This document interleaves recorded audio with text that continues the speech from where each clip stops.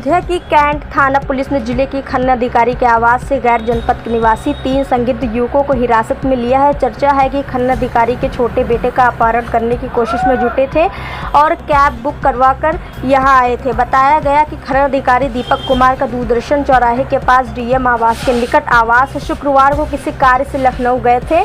इसी बीच दूसरी पहर 3 युवक खनन निरीक्षक के आवास में घुस गए और काफ़ी देर तक बाहर नहीं निकले तो चौराहे के पास इंतजार कर रहे कैब चालक ने आसपास के लोगों से चर्चा की। बताया कि युवकों ने उनका किराया भी नहीं दिया और खनन निरीक्षक के बेटे को अगवा करने की बात कह रहे थे। इसके बाद मामले की सूचना कैंट पुलिस को दी गई और मौके पर लोगों का मजमा जुट गया।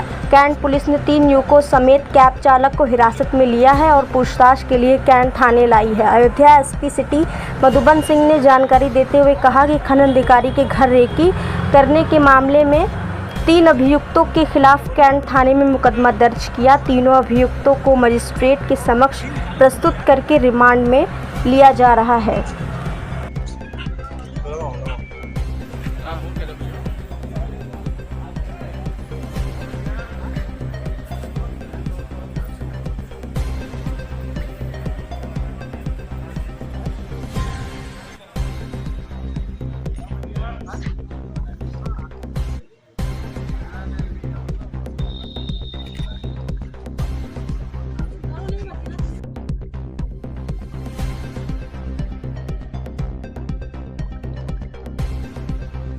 हम तो लखनऊ गए थे हाई कोर्ट। मेरी पत्नी ने मुझे फ़ोन किया लगभग वही 8 बजे कि 7:30-8 बजे कि हमारे घर पे जो है कुछ लोग आए हुए थे और घूम रहे थे अंदर कैंपस में।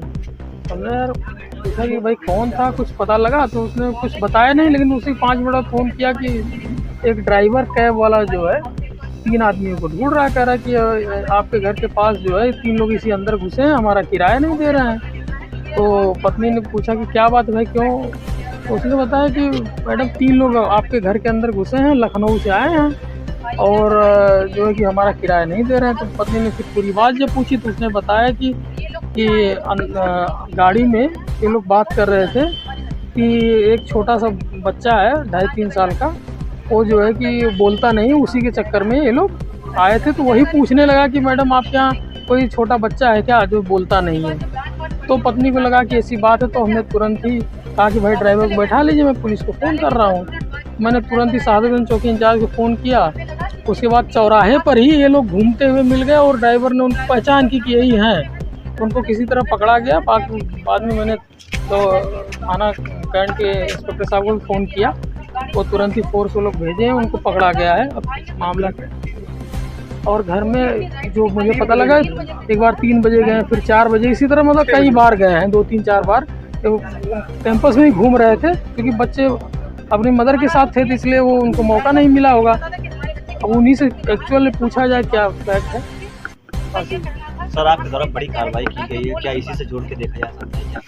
देखिए, हमारा जो कार्य है जनपद में अवैध खनन रोकना है, लेकिन अब क्योंकि भाई हम लीगल कार्रवाई करते हैं, उससे इसको जोड़ना मेरे हिसाब से नहीं होना चाहिए। तो क्या आपको लगता है सर कि आपसी दुश्मनी या किसी से कैसे हुई? ये जानकारी है तो हमें नहीं है, लेकिन भाई जो हम कार्रवाई करते हैं इससे इसको जोड़ना उचित नहीं होगा, क्योंकि वो यह प्रकरण थाना कोतवाली कैंट का है।